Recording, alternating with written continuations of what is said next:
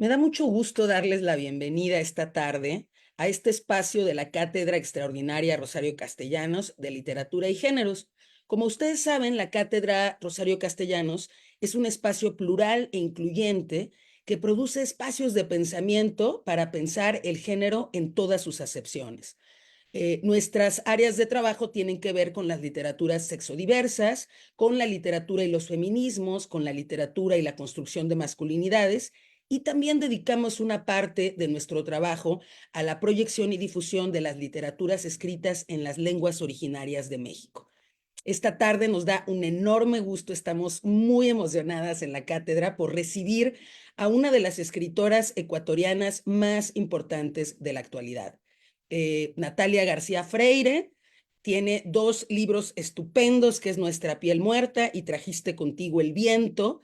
y es una profesora actualmente, es profesora de la Escuela de Escritores de Madrid, dando materias, por supuesto, de narrativa, de novela, de relato breve. Y para nosotros es un gusto que vayas a impartirnos esta conferencia en particular, que va a explorar los territorios de cómo estas opresiones, estas violencias que desafortunadamente se presentan en la actualidad, tienen este correlato, este referente en la narrativa a partir de casas embrujadas y todo este imaginario del que tú nos vas a hablar. Y para mí es muy importante, sobre todo, recordar que esta conferencia se da en el marco del Día Internacional de la Eliminación de la Violencia contra la Mujer. Esto es importantísimo. Muy bienvenida, Natalia. Bueno, muchísimas gracias. Para mí es un honor estar por aquí para poder, como has dicho antes, pensar la literatura, pensar la escritura, pero también pensarnos desde la escritura, desde ese lugar de enunciación, desde ese sitio de la palabra y del lenguaje, desde el que nos contamos, desde el que nos narramos y desde el que estamos todo el tiempo también tratando de mirar, de subvertir las ideas que hay alrededor y también tratando de, como voy a hablar un poco en la conferencia, de poner la luz o de poner ese foco en aspectos que quizá han estado más relegados, como es el tema del horror, de las violencias, y que hoy en día, por supuesto, gracias a muchísimas autoras y narradoras, lo vemos cada vez más presente, ¿no? Como esa literatura, la literatura como todo siempre es política, así que es un gusto estar por aquí y poder pensar muchísimo con ustedes. Pues nos emociona mucho y te vamos a dejar ya en un instante para que nuestras audiencias te puedan disfrutar. Solo queremos recordarles a quienes nos están viendo a través del Facebook Live de la Cátedra Rosario Castellanos y también del Facebook Live de la Dirección de Literatura y Fomento a la Lectura, que pueden dejarnos sus preguntas, por favor, comentarios, preguntas. Al final de la charla se las vamos a estar haciendo llegar para que puedan interactuar con Natalia García Freire. Adelante, por favor. Muchísimas gracias. Bueno, cuando hablamos sobre esta charla, sobre esta conferencia con Sara, hablábamos un poco del tema de pensar y de abordar la idea del horror de lo cotidiano. Para empezar, eh, la idea del miedo, ese miedo atávico, antiguo, el miedo con el que siempre hemos convivido, eh, es una emoción en la que hemos habitado y que nos ha habitado y desde la que siempre se ha narrado. Y sin embargo, muchas veces el canon ha relegado estas narraciones, sobre todo lo que tiene que ver con cuerpo, territorio, con lo doméstico, quitándole al miedo, al horror y al terror ese potencial subversivo desde el que se han contado muchísimas historias. Y por eso me parece que es como muy útil empezar pensando en muchas de esas autoras que han estado y están muy cerquita, ¿no? Que se han ido revelando como parte de esa genealogía literaria y que ya han puesto el foco ahí, que ya han empezado a enunciarse desde ese discurso mucho más íntimo, tratando de poner en perspectiva el papel y también de exponer estos miedos interiores, estos miedos cotidianos, estas incomodidades, violencias, y en ese sentido iba a empezar hablando un poco de algunas autoras como Amparo Dávila, Shirley Jackson, pero también María Luisa Bombal, Elena Garro, Silvina Ocampo, porque son de alguna manera estas autoras que a través de la ficción nos han planteado que es posible cuestionar esos papeles y esos roles de la mujer, y que es también que tenemos que cuestionar todo el tiempo a través de nuestro sitio de enunciación, a través de nuestras narraciones, cómo se ha configurado la imagen de la mujer en la literatura, y cómo nos hemos narrado, y cómo esas narraciones también han ido configurando formas de ubicarnos, de situarnos, pero también muchas veces de silenciar esos miedos o de silenciar y la incapacidad de poder articular el lenguaje alrededor de esos miedos, porque eso tiene un potencial también muy emancipador de alguna manera. Todas estas autoras han cuestionado mucho las convenciones de su época y yo creo que son en ese sentido, además de muchísimas otras que están detrás, pero estas autoras de alguna manera nos han ido mostrando ese camino de ir entendiendo y de no tener miedo, de emancipar el miedo, ¿no? De empezar a contarnos desde ahí. Estas autoras, y sobre todo ahora voy a empezar a pensar en algunos de los temas que están muy, muy en el centro de su obra, están el tema de la muerte, la locura. Hay como finas líneas que están todo el tiempo entre la locura, la cordura, la realidad, la alucinación. Y a través de estas grietas en sus textos se abren espacios indeterminados que nos permiten cuestionar el entorno, sobre todo, como decía antes, desde esta perspectiva fantástica del terror, usando siempre la imaginación con ese potencial emancipador, pero también ese potencial que empieza a poner el foco en las grietas. La literatura fantástica siempre ha sido subversiva, siempre nos ha permitido cuestionar eh, un poco el discurso normativo. Y en esos extrañamientos que para mí la literatura actual, la literatura contemporánea, hemos ido abordando, hemos ido, gracias a Dios, cavando mucho en esa genealogía, tomando mucho de lo que ya se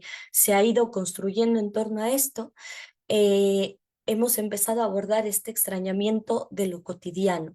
esos miedos a los que no siempre sabíamos poner palabras, esos miedos que estaban relegados a espacios cerrados, que construidos desde una perspectiva bastante masculina, ¿no? El espacio de la casa como el espacio de protección, el espacio de lo doméstico como el espacio de la tranquilidad, del cuidado. Esas construcciones tan sólidas muchas veces, tan difíciles de destruir y de cuestionar, se han quedado muy establecidas a veces en el canon, ¿no? Y es la literatura, muchas veces escrita por mujeres, literatura que viene construyéndose durante tanto tiempo, la que nos permite poner en jaque de alguna manera estos espacios, poner en jaque y empezar a cuestionar y empezar a pensar, empezar a habitar ese extrañamiento de lo cotidiano. Pensando sobre todo en autoras como Shirley Jackson y Amparo Dávila, estas dos que comparten elementos muy góticos, elementos de la soledad, la claustrofobia, ambientes lúgubres, oscuros muchas veces en sus textos una sensación de encierro, de asfixia dentro de los contextos familiares, al interior, en el interior de las casas. Eh, Esto nos ha permitido ir construyendo otros significados que se apartan de esos significados patriarcales, masculinos, normativos, hegemónicos. Y eso también nos ha permitido ir pensando otras formas de narrarnos. De alguna manera, en estas dos autoras, el horror emerge en la vida cotidiana, emerge dentro de la propia mente de sus protagonistas. Y por tanto, nos permite narrar mucho más lo subjetivo, lo emocional, lo familiar, sin ese respeto que muchas veces está asociado a la esfera de lo familiar, ¿no? Y a la esfera de la casa. Hemos ido de alguna manera destruyendo esas casas, entrando en esas casas, en el lado oscuro del hogar, y de quienes habitan esos hogares. Y en ese sentido, como decía antes, es difícil muchas veces incluso pensar todo esto desde las concepciones literarias. Muchas veces cuando se piensa en lo gótico o en el terror, lo gótico se ha construido desde un canon muy anglosajón por mucho tiempo, pero poco a poco se ha ido, y sobre todo ahora tenemos esta idea de los góticos latinoamericanos, ¿no? Que empiezan a emancipar y que empiezan a aislarse,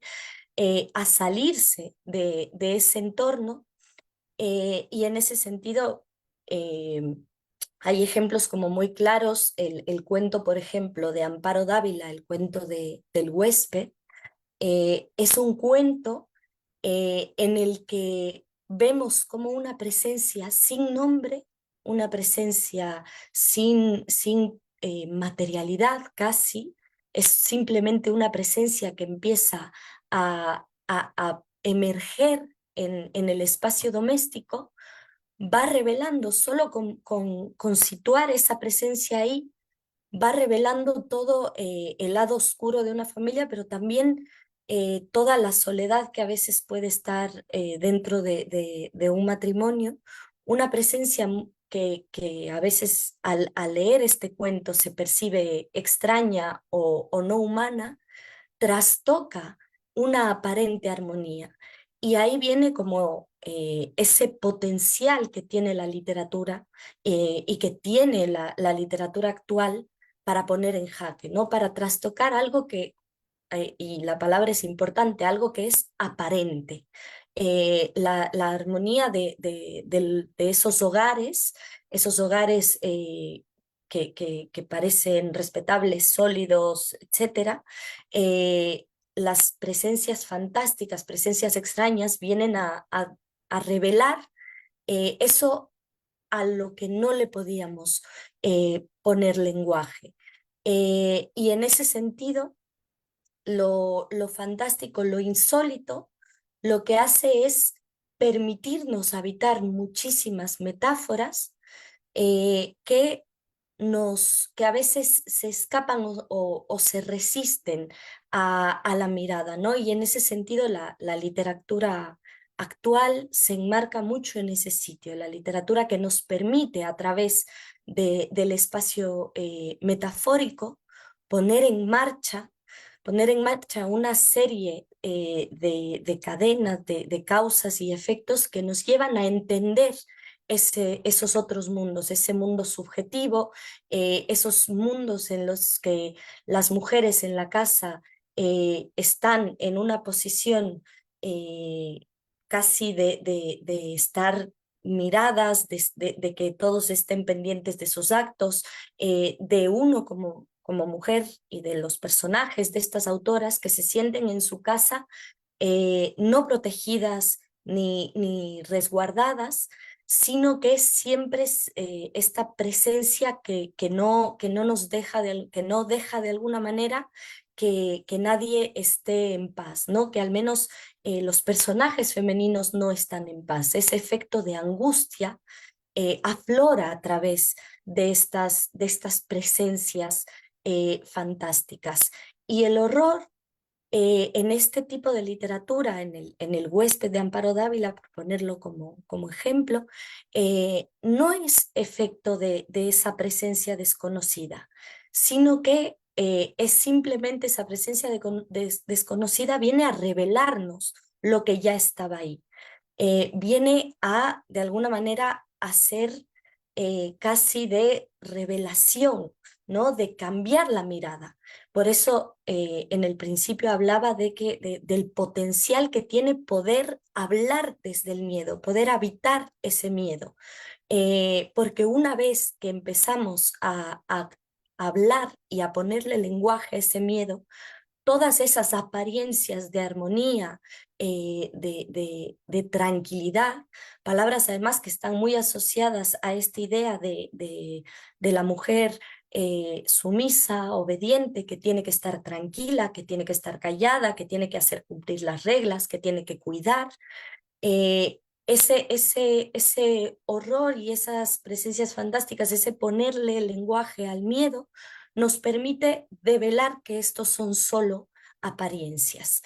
De alguna manera, esto también permite poner en relieve las condiciones vulnerables de muchos de los personajes que se narran desde el horror cotidiano. Personajes como un ama de casa, madres, niñas, adolescentes, personajes que en su condición de vulnerabilidad eh, de alguna manera no tienen una escapatoria dentro de esa casa,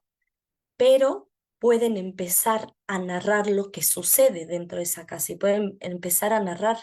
esa sensación de ser una extraña en la propia casa y de estar habitando una fragilidad todo el tiempo. En ese sentido, las presencias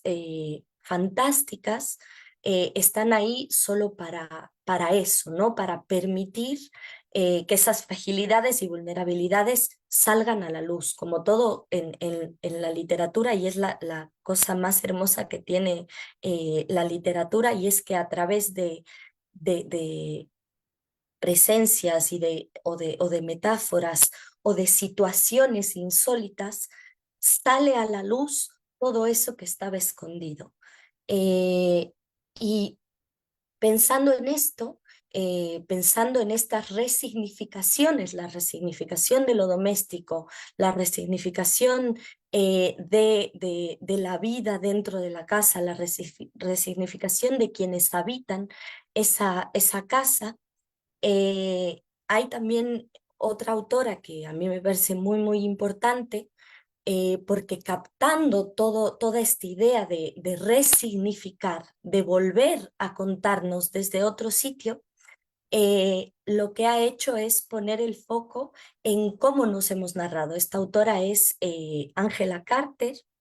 que es una autora de la que creo que también bebemos mucho, no solo de su literatura, sino también de su pensamiento y de su imaginación desbordada, nada domesticada, y que siempre es una autora que siempre estaba poniendo la imaginación al servicio de esa rebelión, de alguna manera, ¿no? ¿Cómo me puedo volver a narrar? Angela Carter tiene una antología preciosa que se llama Niñas Malas, Mujeres Perversas, y en esa antología, en el prólogo, ella pone el foco en una cuestión que yo creo que es muy clave para la literatura actual, para cómo nos estamos narrando, que es esta idea de que incluso muchas autoras hemos narrado muchas veces a los personajes femeninos con una conducta siempre correcta dentro de lo social, moral, ético, ¿no? Como si fuese muy difícil concebir niñas malas y mujeres perversas en la literatura. Eh, Eso omitiendo la idea de que la mujer mala o la femme fatale ha estado siempre asociada al terreno de lo sexual, de lo moral, como si fuese el único sitio en donde la mujer pudiese tener una conducta distinta y siempre castigada, siempre reprobada,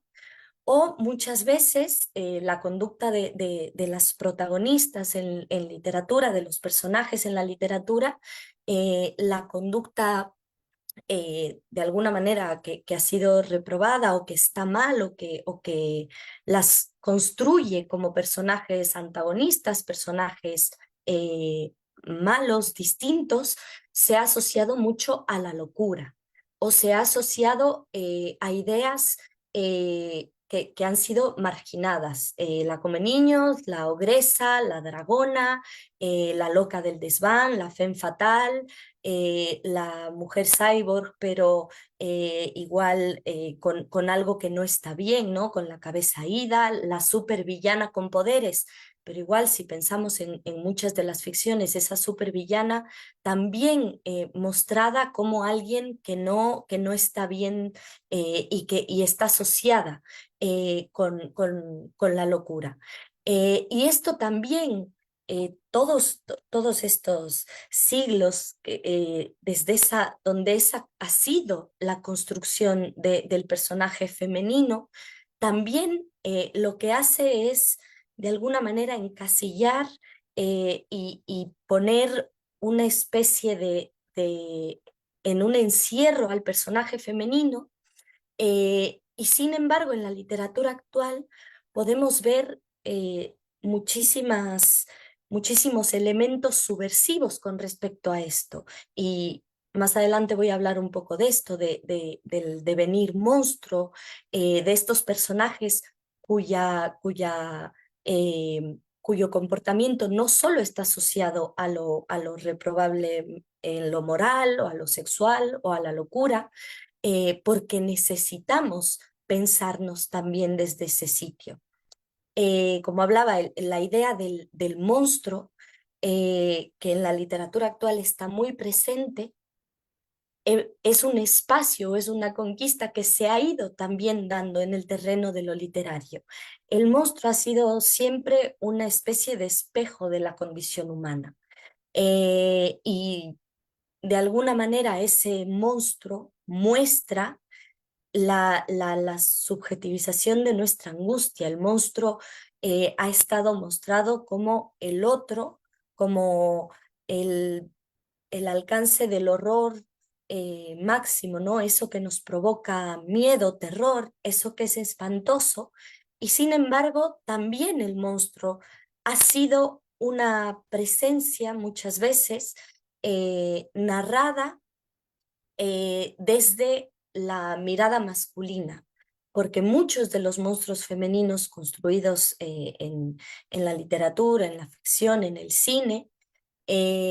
nos cuentan más de los miedos masculinos y de los miedos de la sociedad a las mujeres que de la propia construcción femenina.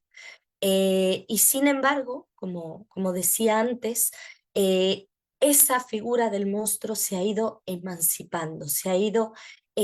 ha ido ganando un potencial mucho más subversivo, y hoy en día es mucho más,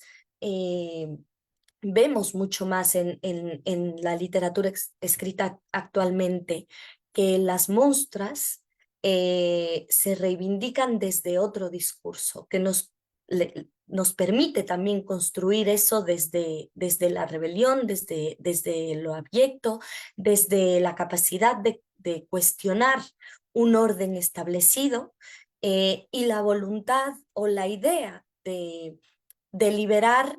estos arquetipos femeninos, ¿no? Pensados desde el miedo masculino y no desde cómo habitamos nosotros nuestros propios miedos. En ese sentido, una autora que a mí me parece imprescindible y que ha puesto mucho el foco en esta idea del potencial emancipador de las monstras para salir de los arquetipos femeninos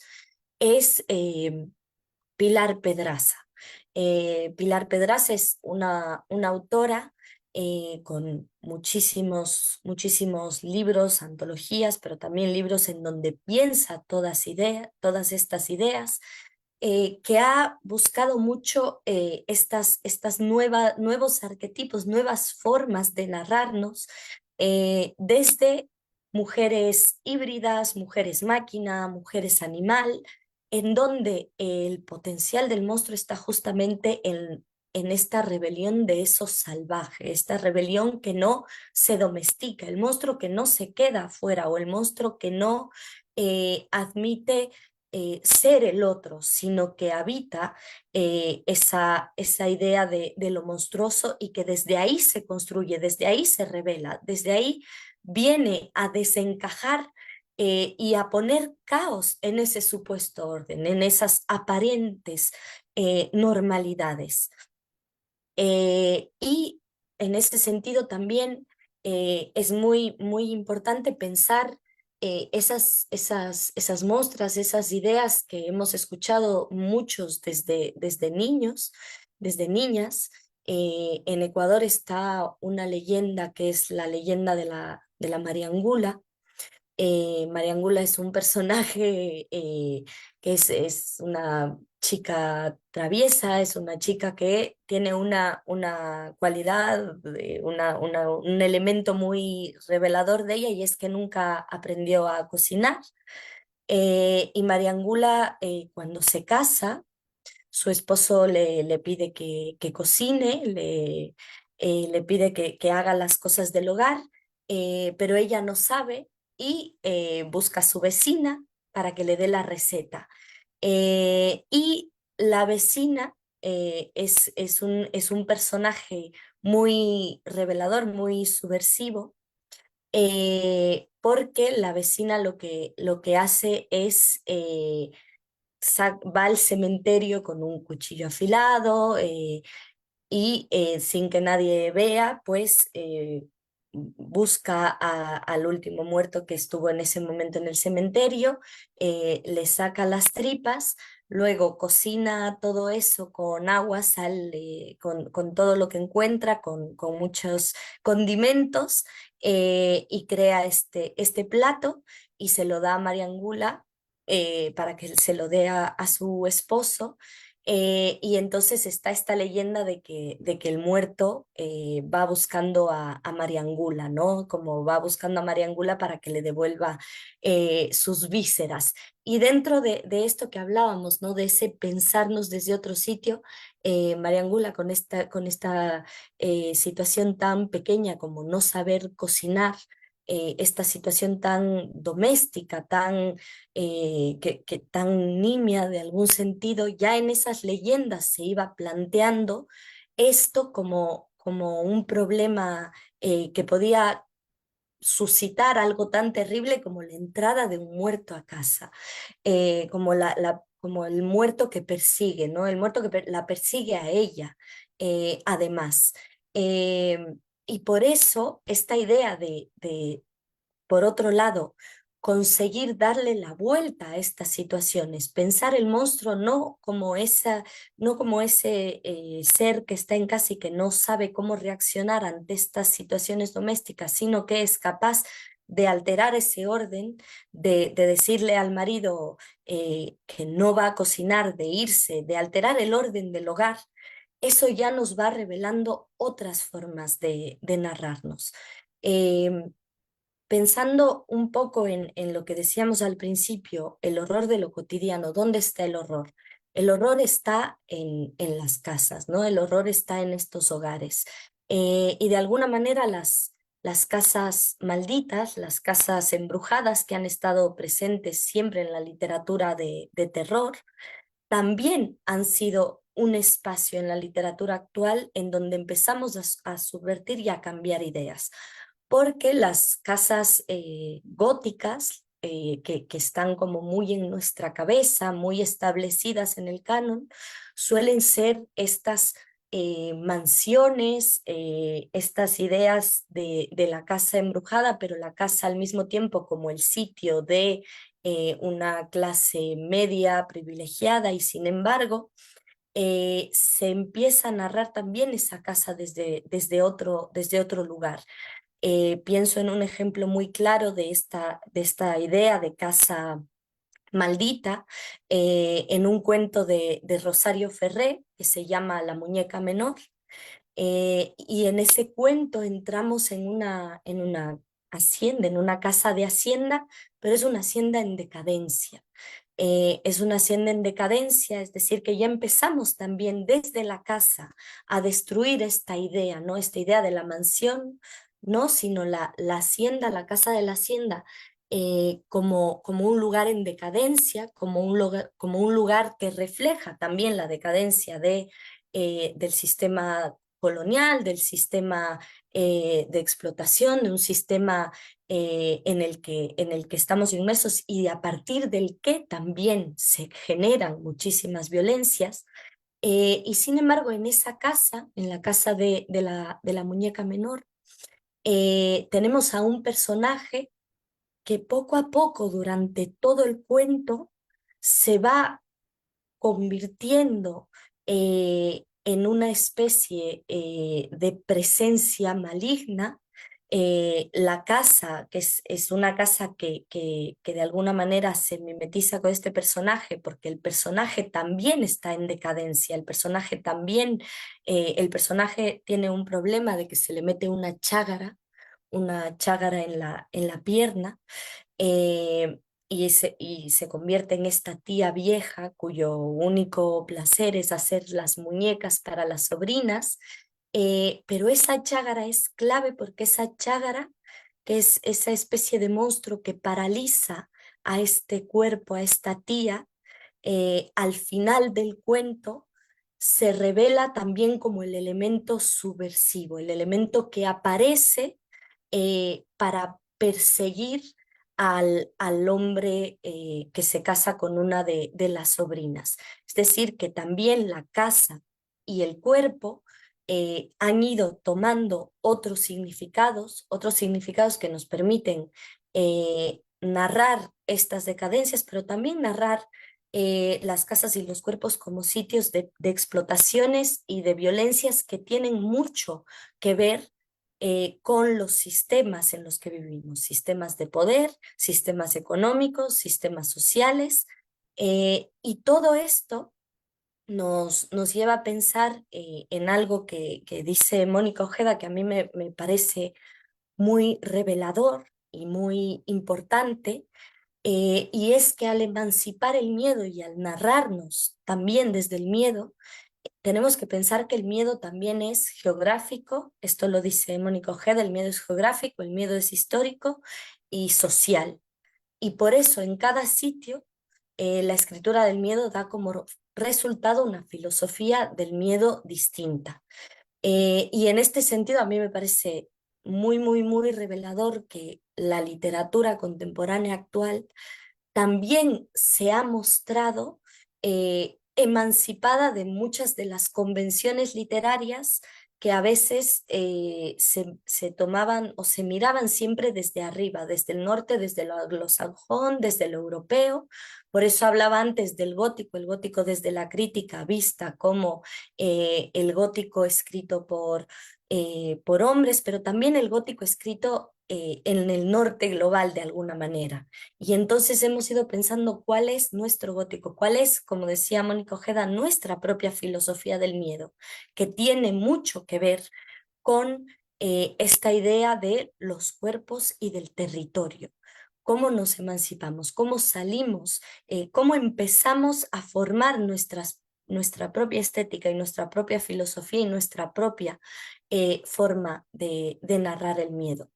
En este sentido, una autora que me parece clave al momento de pensar estas nuevas formas de narrar el miedo, nuestras formas de narrar el miedo, es Giovanna Rivero. Giovanna Rivero tiene un libro que a mí me parece esencial en esta idea que estamos abordando del horror cotidiano, que es Tierra fresca de su tumba. Giovanna Rivero, cuando le han preguntado sobre este libro, dice algo muy, muy hermoso, porque le han preguntado sobre la idea del cuerpo en el libro, y ella dice que el cuerpo es en su pura existencia de carne, de célula, de sangre, de heces, de promesa de putrefacción. No tiene nada de literario, dice Giovanna Rivero, es carne absoluta, es un a priori entrañable, no necesita de lo literario para instalarse en el espacio y dejar huella. Es la escritura la que precisa del cuerpo para hacer algún anclaje que la libere de su angustia inmanente. Esas formas de acercarnos a la escritura, esta idea de no estamos narrando el cuerpo, es el cuerpo el que se está narrando, es el cuerpo el que está buscando cómo encontrar ese lenguaje y es el cuerpo de sangre, de heces, de carne, de putrefacción, el que también quiere salir a contarse. Y en este sentido también en la literatura actual, en la literatura contemporánea, vemos mucho estos cuerpos que brotan en los libros, estos cuerpos que no tienen ningún prejuicio a la idea de encontrar un lenguaje putrefacto, un lenguaje que ha estado a veces relegado como si eso no pudiese habitar la página, ¿no? Como si eso tuviese que quedarse fuera. Y eso me parece también devolverle el poder al cuerpo en la literatura actual, devolverle el poder al cuerpo, que el cuerpo es lo más cotidiano además que tenemos, lo estamos habitando todo el tiempo. Y Giovanna Rivero en estos cuentos y en general en su obra, nos va planteando ideas que abren muchísimos debates con respecto a este cuerpo que surge en la escritura, porque ella, por ejemplo, en uno de los cuentos que a mí me parece muy pertinente para hablar del horror cotidiano del cuerpo, es el cuento Hermano Siervo. En este cuento, en la primera escena tenemos a una sierva que está muriendo en el césped y la está mirando una mujer cuya pareja está en un experimento, está en unas pruebas científicas y que tiene que someterse a un montón de medicación, no tiene que darle la luz solar. Es una especie de vampiro, de un vampiro, pero un vampiro creado por la ciencia, ¿no? Por estos experimentos y por la precariedad, porque es una pareja que precisa hacer esto para poder vivir. Eh, esta contraposición que ella hace entre el cuerpo de la sierva, que está descomponiéndose, que es un cuerpo herido, eh, y este cuerpo vivo, pero sometido a esta precariedad y a todos estos medicamentos, el personaje masculino le dice a ella que la sierva huele terrible, ¿no? Esa putrefacción del cuerpo, y la narradora, la protagonista, lo que nos hace ver en ese momento es esa descomposición, ese cuerpo que está ahí animal, es natural y sin embargo en todo el cuento nos está contando el olor de ese otro ser, de ese otro cuerpo que está vivo, pero sometido a toda esta medicación, es un olor totalmente que se sale de lo natural. Entonces, Giovanna nos lleva a esa especie de cotidianidad del cuerpo, de un cuerpo precarizado, de un cuerpo atravesado por un sistema también, porque quien tiene que someterse a esos experimentos ante la precariedad es un cuerpo atravesado por el sistema. Giovanna está todo el tiempo construyendo estas dos líneas, ¿no? Mostrándonos esta idea de estos cuerpos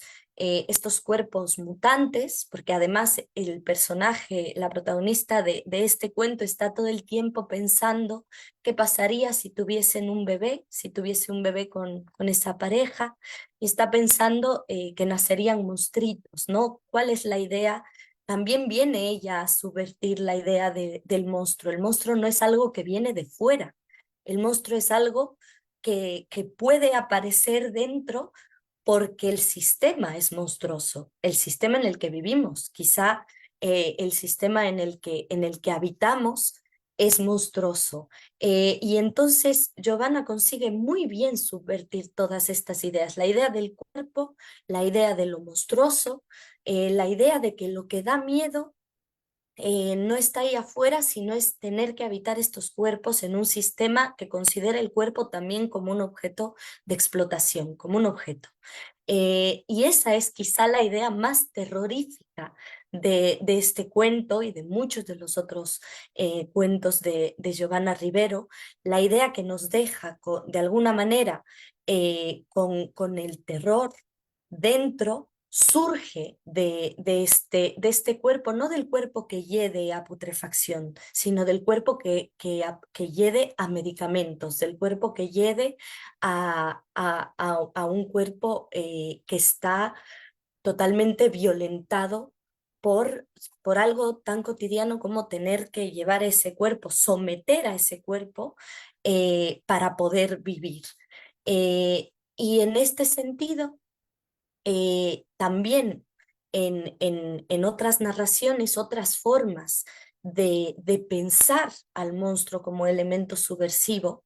Un ejemplo que a mí me parece también muy revelador está muy presente en la escritura, por ejemplo, de María Fernanda Ampuero, el devenir monstruo como de alguna manera como un elemento de protección. El monstruo no está ahí afuera, sino es preciso devenir monstrua para salvarse de los supuestos seres aparentemente normales que nos rodean. En una parte muy pequeñita del cuento Subasta, de María Fernanda Ampuero, la protagonista dice, eh, hablando del olor de la gallera donde la llevaba su padre, la protagonista dice, el olor dentro de una gallera es asqueroso. A veces me quedaba dormida en una esquina, debajo de las graderías, y despertaba con algún hombre de esos mirándome la ropa interior por debajo del uniforme del colegio. Por eso, antes de quedarme dormida, me metía la cabeza de un gallo en medio de las piernas, una o muchas, un cinturón de cabezas de gallitos. Levantar una falda y encontrarse cabecitas arrancadas tampoco gustaba a los machos. Esa es esta idea de la monstra abyecta, el devenir monstruo,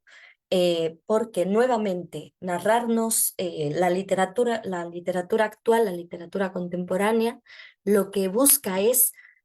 salirse de esos cánones tan establecidos y pensar en eso, en cómo en esa cotidianidad el devenir monstruo eh, se convierte en un elemento de subversión, de protección ante lo que supuestamente está ahí y convive con nosotros en la más aparente normalidad. Y luego, otro ejemplo que me parece muy pertinente tiene que ver con cómo hemos ido resignificando, como decía antes, muchas leyendas y muchos símbolos que siempre tuvieron un potencial emancipador. En este caso voy a hablar de Mónica Ojeda con su cuento Las Voladoras. Ella usa figuras de leyendas andinas, en este cuento específicamente,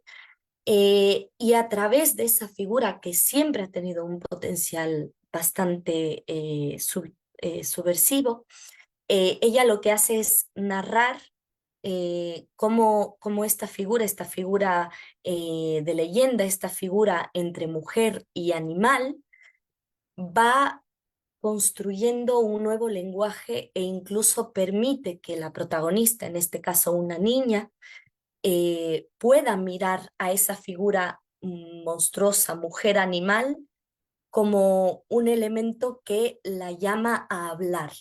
En el cuento de las voladoras, el cuento empieza diciendo, bajar la voz, ¿por qué tendría que hacerlo? Si uno murmura es porque teme o porque se avergüenza, pero yo no temo, yo no me avergüenzo. Son otros los que sienten que tengo que bajar la voz, achicarla,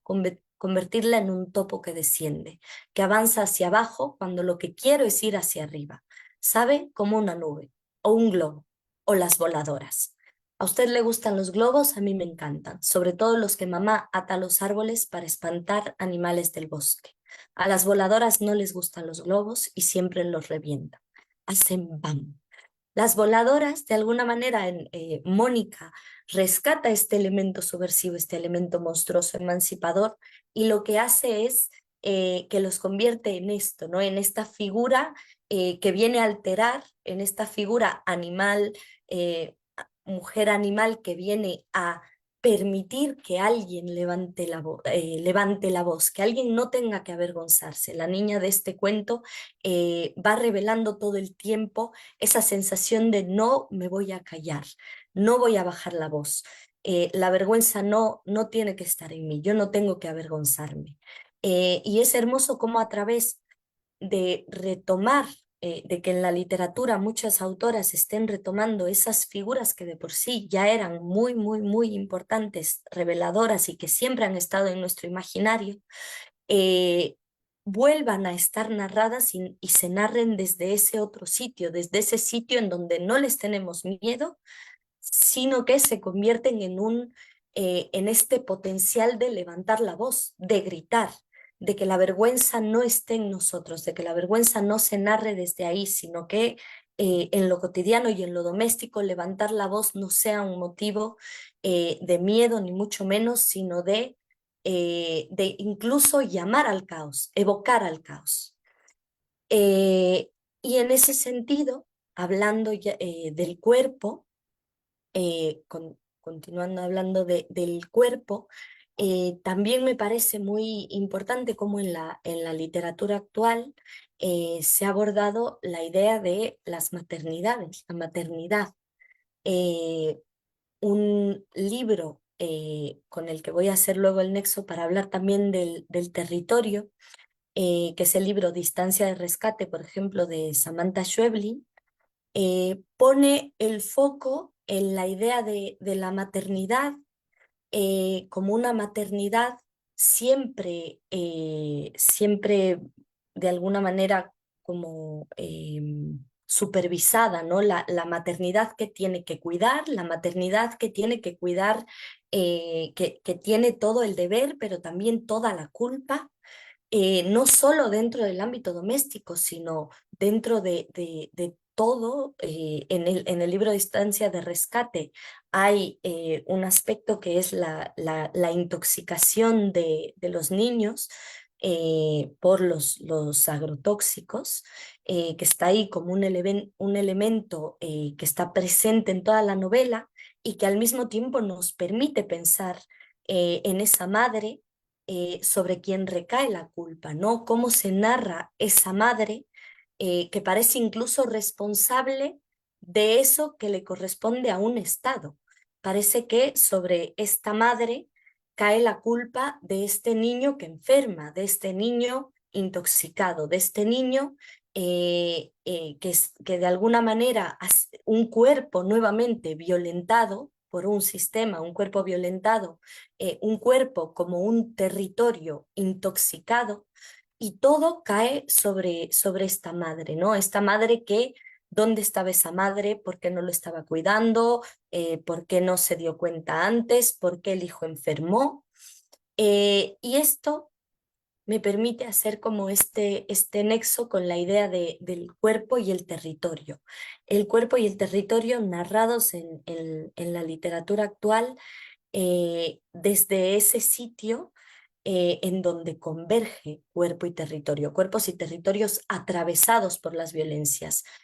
Como decíamos antes, esos monstruos que ya no son los monstruos del pasado y que ya no están dentro de ese imaginario que viene de fuera y que está en lo otro, sino esos monstruos que habitamos de alguna manera, territorios y cuerpos que somos y que estamos atravesados por lo monstruoso.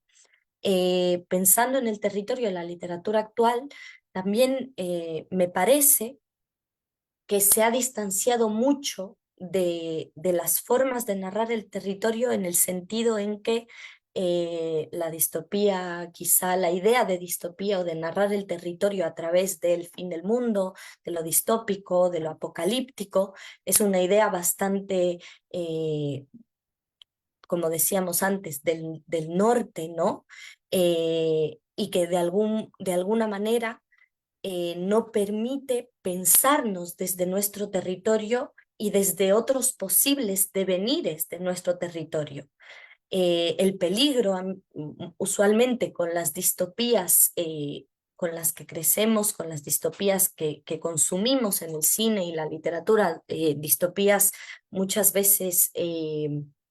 hegemónicas, es que también nos sumen en esta angustia. Si pensamos todo el tiempo en el fin del mundo, es difícil pensar una resistencia ante ese fin del mundo. Y creo que en la literatura actual, esta emancipación del canon también nos ha permitido narrarnos desde otro sitio en el territorio y narrar ese horror que está en nuestro territorio sin dejar de pensar en la, la, el potencial de la resistencia que también existe en nuestros territorios. Antes hablábamos de distancia de rescate, en donde se pone como tema muy visible y es uno de los grandes temas de esta novela de Samantha Schweblin, la idea del territorio del campo argentino como un sitio que está intoxicado, que está lleno de violentado de alguna manera por los químicos, ¿no? Por la agresión química, etcétera. Y de alguna manera este territorio intoxicado se refleja también en lo individual y en lo doméstico todo el tiempo. Eh, y sin embargo, de alguna manera, esta idea que está todo el tiempo presente en distancia de rescate, también nos lleva a pensar qué está pasando ahora en nuestros territorios, qué está pasando en el sentido de qué se está haciendo en esos territorios, pero también qué se puede hacer, cuáles son las realidades actuales, no solo las salidas individuales, sino también las salidas colectivas que existen en nuestros territorios. En este sentido, estas salidas colectivas, hay otra autora que me parece que está pensando todo el tiempo en esto, que es Gabriela Damián Mirabete, que me parece una autora cuya, cuya forma de narrar trata siempre de no sumirnos en esa rendición ante lo distópico, sino justamente de pensar en el potencial colectivo que existe cuando narramos el territorio, que eso es para mí quizá una de las potencias más fuertes que existe con respecto a la literatura actual en ese sentido. Y un poco por ir como concluyendo todas estas ideas, eh, yo creo que la literatura actual está llena de emancipaciones y está llena de posibilidades, no solo porque hemos encontrado esos espacios desde los que narrarnos, apartándonos de los cánones establecidos, de las miradas, de la construcción del miedo que se ha hecho desde la construcción hegemónica patriarcal, sino también porque es una literatura que permite pensarnos o articular salidas a esos miedos, salidas a esos horrores cotidianos. Solo el hecho de poder pensarnos, como decíamos antes con el cuento de Giovanna Rivero, pensar que el monstruo no siempre está fuera, sino que el monstruo es el sistema que nos atraviesa, solo a partir de ahí ya podemos empezar a pensar cómo articular quizá nuevos pensamientos ante eso, nuevas ideas que nos permiten resistir ante ese horror. Y es quizá una de las cosas que más entusiasman de la literatura actual, que más esa idea no solo de subvertir, no solo de repensarnos, sino de articularnos desde lo literario y de pensar en lo colectivo, en los cuerpos, en lo doméstico, también desde el potencial, desde su potencial de rebelión, desde su potencial de resistir. Así que bueno, termino diciendo eso, que me parece importante y espero no haber expuesto todo como con muchas ideas. Trataba un poco de agrupar todo esto que está pasando, que además es fuerte y es hermoso, pero que ha estado ahí desde siempre, esas narraciones. Y nada, espero que hayamos pensado juntos mucho y si tienen preguntas estoy por aquí. Natalia, de verdad nos has dado lo que se llama una conferencia magistral, una clase magistral. Me llama mucho la atención que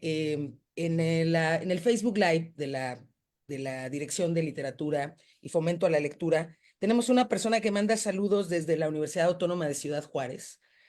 hablando de que los miedos se cuentan desde los territorios. Ciudad Juárez es un epicentro de violencia, ha sido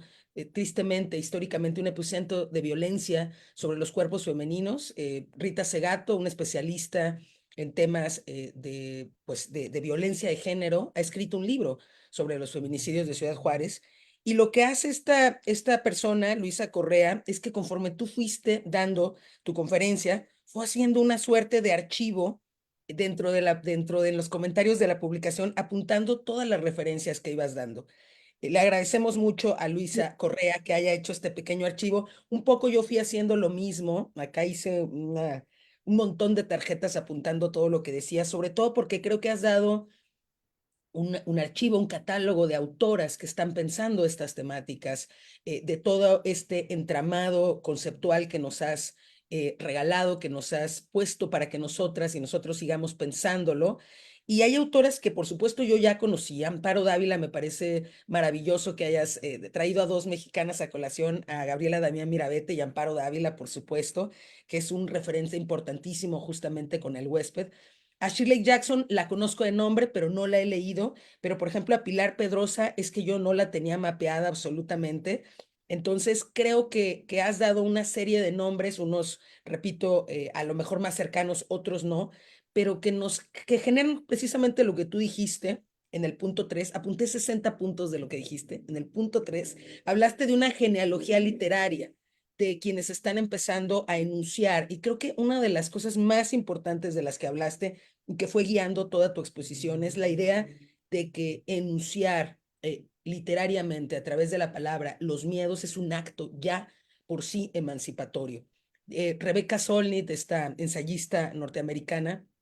dice en un ensayito muy lindo que se llama Abuelas Araña, que contar la propia historia supone ya un acto de rebelión frente a todos los actos de obliteración y de desaparición, que todas esas fuerzas que penden sobre los cuerpos femeninos, siquiera narrar la historia propia ya es un acto de resistencia. Entonces, un poco hilando en lo que tú estás diciendo, yo quería como tratar de lanzar una pregunta un poco que retomara toda esta exposición, uno, sobre que narrar los miedos, enunciar los miedos es un acto emancipatorio porque le pone palabras. Esta idea también que me fascina de Mónica Ojeda acerca, bueno, que tú nos compartes de Mónica Ojeda acerca de que esa emancipación del miedo tiene que ver también con que el miedo es geográfico, histórico y social, es decir, depende de qué territorio también se está planteando y se está escribiendo.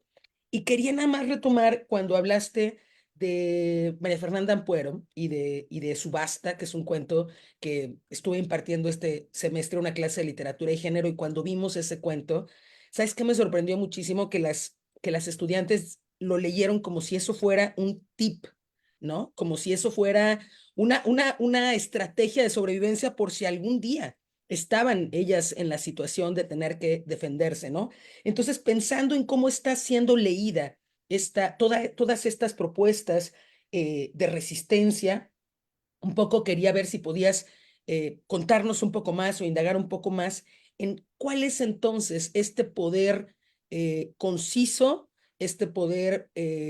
muy aterrizado de estas literaturas, sobre todo para las nuevas generaciones. O sea, ¿qué les están ofreciendo frente a toda esta nómina de escritoras que nos acabas de compartir? ¿Cómo ves tú cuáles son esas herramientas que les ofrecen a las generaciones más jóvenes y cómo crees que están dialogando con esas generaciones más jóvenes desde esta apuesta porque la enunciación del miedo sea una forma de resistencia?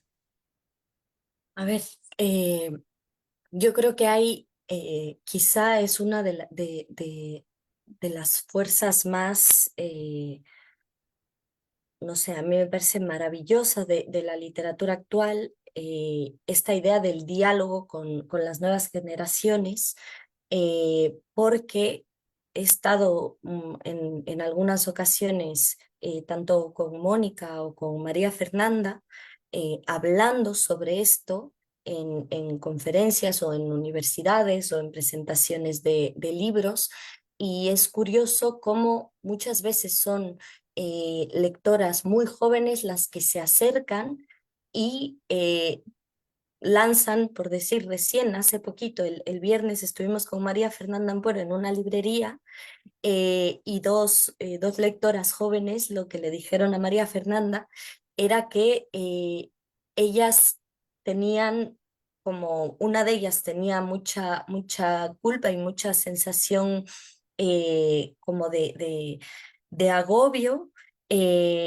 porque tenía, bueno, tenía muchos problemas dentro de casa y nunca había sabido cómo decir lo que le sucedía dentro de esa casa, pero además eh, ponerle palabras o poner ciertos límites a vínculos familiares, a lo sagrado que a veces es la idea de la familia, los padres, la familia. Y ella le decía a María Fernanda que al leerla también había tendido estos puentes con esta idea de desacralizar ciertos sitios, ciertas palabras, ciertas ideas que tenemos, ¿no? La familia como institución, etcétera. Y a mí me parece que la literatura actual y que muchísimas escritoras también vienen a dialogar con esas generaciones, en el sentido ya no solo de narrar ese miedo, de ponerle palabras, sino justamente de desarticular estas ideas tan sólidas. A mí me parece que una de las cosas que más miedo le genera quizá a la sociedad, y estamos viendo ahora, por ejemplo, con el tema que sucedió en Argentina con el libro Come Tierra de Dolores Reyes, eh, genera terror en una sociedad que quiere el orden, la institución de la familia normativa, la violencia sobre los cuerpos, la idea de la mujer solo como un objeto que tiene que reproducirse, etcétera, volver a estas ideas antiquísimas. La literatura actual también me parece que está todo el tiempo destruyendo estas ideas tan sólidas, estas ideas sólidas que todo el tiempo quieren volver, que todo el tiempo quieren volver a imponer, ¿no? Porque una idea, las ideas, las instituciones sólidas, lo sagrado, lo que está ahí inamovible, también son sitios y siempre son sitios en donde se genera violencia, encierro, sobre todo sobre los más vulnerables, mujeres, población LGBTI, población racializada, todo eso ante las instituciones sólidas y sagradas siempre va a quedar fuera y siempre va a dar miedo que la literatura venga a desacralizar y a destruir esa solidez que parece que ordena un poco el mundo, ¿no? A mí me da mucho miedo las palabras orden, tranquilidad, paz, armonía, todo lo que se relaciona con eso que no, como no alzar la voz, silencio, armonía, etcétera. Y creo que la literatura de las nuevas generaciones dialoga también así, sacando de ese sitio sagrado y sólido todo, poniendo en jaque todo el tiempo, cuestionando todo el tiempo, no dejar de cuestionar. Sí, yo creo que es una de las cosas que me parece más poderosas de todos estos ejemplos de literatura de los que nos hablaste. Pensaba, por ejemplo, también en, no ahondaste mucho más en María Luisa Bombal y La Amortajada. Es que acabo de estar en un coloquio de novela corta y me tocó hablar sobre La Amortajada y pensaba como en cómo justo en el momento de la muerte, de esa premuerte en la que está esta protagonista, es cuando finalmente puede hablar, cuando finalmente puede hablar de todo lo que le está pasando en la vida y pensar en todas esas opresiones que tuvo en su vida, y lo terrible que sea que justo cuando llega la muerte es un momento en el que quizás es en el que puede tener más vida, ¿no? Y pensaba entonces también en otra parte de lo que nos contaste sobre las violencias, que son también sobre el cuerpo pensado como territorio, es decir, también las violencias sistémicas que son otra clase de horror enunciado en este entramado, que creo que una de las cosas que más me fascina con respecto a esto último que decías es que al final todo lo que está provocando son estos entornos y estas atmósferas enrarecidas, de extrañamiento, que atentan justamente con todas estas ideas, con todas estas ideas de orden, con todas estas ideas de lo normal, y por eso creo justamente que generan tanta incomodidad. O sea, por eso creo que que una obra literaria como Cometierra está justamente siendo objeto de estas críticas, porque lo que están proponiendo las literaturas contemporáneas, como nos decías, es una articulación en resistencia. Y me encanta, por supuesto, que estas literaturas vayan directamente a las juventudes. Me decían mis estudiantes de licenciatura que se identificaban con estas literaturas contemporáneas porque hablan de lo que están viviendo en entornos que están viviendo, ¿no? Entonces hay un poco este espejeo con lo que estas literaturas están proponiendo. Y ya por último, nada más, yo lo que quería plantearte con respecto de todo este entramado es si tú estás trabajando ahora mismo algo en lo que estés planeando en tu obra, hablar, articular desde el horror, desde este tipo de enunciación literaria, política, por supuesto, o si en esta última obra que todavía no nos llega a México, bueno, ni la pude encontrar en Quito, pero si está algo de todo esto que nos hablaste en tu obra. Me gustaría con eso cerrar. ¿Cómo se relaciona todo esto con tu propio trabajo escritural? Ver, en mi trabajo escritural creo que nunca no he podido narrar desde ese cuerpo territorio. O sea, ese cuerpo, cuando yo leí esto que decía Giovanna Rivero sobre el tema de que el cuerpo es eso putrefacto, es eso que no es literario, sino que aflora, o sea, es la escritura casi que se aparta y es el cuerpo el que se narra. Creo que en muchos sentidos, tanto en Nuestra piel muerta como en Trajiste contigo el viento, y en este libro de cuentos, La máquina de hacer pájaros, eh, siempre ha estado esta condición de dejar esas ideas de lo literario, lo bello, lo no sé qué, y dejar que sea el cuerpo el que se narre, el que busque su sitio, y ese cuerpo, como decías antes, que no puede pensarse sin el territorio. Ese territorio eh, en constante jaque y en constante violencia. Yo pienso en Ecuador, en la cordillera andina. Ahora mismo Ecuador tiene un problema terrible de incendios en la cordillera, incendios que se sospecha pueden ser provocados por intereses, etcétera. Este territorio en el que siempre estamos como mirando y tratando de que no suceda nada con ese territorio, porque entendemos que todo lo que le sucede a ese territorio sucede también sobre los cuerpos más vulnerables. Y creo que en mi trabajo escritural he tratado de que también ese territorio se narre, ¿no? De no ir a ponerle palabras, sino de que sea el territorio el que aparezca muchas veces. Por ejemplo, en Trajiste contigo el viento, eh, mi idea muchas veces era incluso de los personajes no que actúen, sino en muchos momentos es el territorio, lo animal, el bosque. lo que actúa sobre esos personajes. Los personajes casi como a veces no tienen capacidad de hacer nada ante eso que sucede y que les está sucediendo. Y en lo último que he escrito, que es el libro de cuentos, eh, también me parece que quizá he trabajado más el tema de el cuerpo atravesado por lo precario, por el cansancio,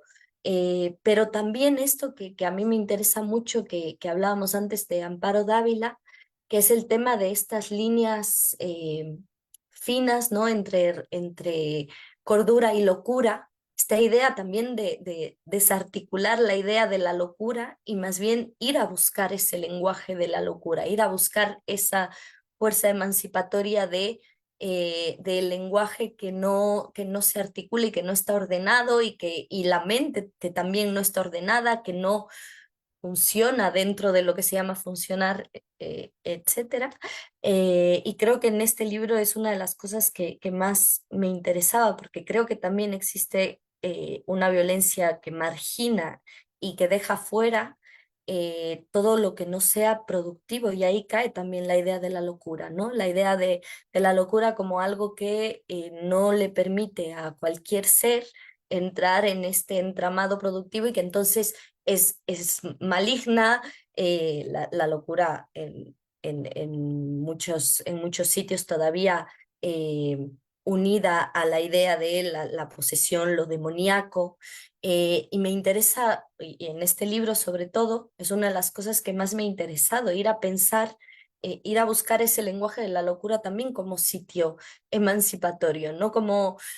estos cuerpos y estos lenguajes que no tienen que ser funcionales, que vienen a narrarse, que vienen a ponerse sobre la página. Sí, pensaba que además de que las temáticas de todas estas autoras que nos mencionaste son subversivas por esta emancipación en la enunciación del miedo, también esa emancipación se presenta en sus formas de escritura, o sea, es temático, pero también es en la forma, en las decisiones escriturales que todas estas apuestas de estas escritoras contemporáneas nos están proponiendo, justamente como una forma de desestabilizar el canon y de desestabilizar esta concepción, como tú has dicho, de las escrituras femeninas bien portadas, que se mantienen en un orden. Y bueno, pues me parece importantísimo en el marco del día de hoy, en el marco de un día que está dedicado para la eliminación de la violencia contra las mujeres, pensar en formas de no callarnos, como tú lo decías hace rato, de no guardar silencio, en formas de gritar y en formas de articularnos sobre todo desde lo colectivo. Y qué mejor que a partir de lo literario, que es algo que podemos compartir, reflexionar, y por eso te agradezco tanto, Natalia, que nos hayas dado esta tarea lectora de ir a buscar todos estos referentes, de ir a analizarlos, de ir a pensarlos, de compartirlo con otras, con otros, para seguir pensando de qué otras maneras podemos seguir haciendo de la literatura un espacio de articulación, de resistencia, de emancipación. No me queda más que agradecerte. Además, te agradezco porque sé que estás en Madrid, entonces yo estoy impresionada de la lucidez que tienes a estas horas de la madrugada, que es allá. Cuando te hice la invitación, te juro que no pensé en el cambio de horario, lo pensé hasta después y dije, Insomnio, no pasa nada. ah, buenísimo. Entonces, nada, Natalia, decirte que eres bienvenidísima siempre a la Cátedra Extraordinaria Rosario Castellanos y pues agradecerles a toda nuestra audiencia, a quienes estuvieron escuchando, a quienes probablemente más adelante nos van a escuchar, haber participado y a ti habernos regalado esta maravillosa conferencia, Natalia. Les agradezco muchísimo, ha sido un placer, sobre todo pensando en eso, en que son sitios de pensamiento colectivo y de articulación también estos espacios. Así que mil gracias a ti y a todos. Claro que sí. Les invitamos a que sigan pendientes de próximas actividades, conferencias, conversatorios y a que se sientan siempre muy bienvenidas, bienvenidos y bienvenides en la Cátedra Rosario Castellanos. Muchísimas gracias.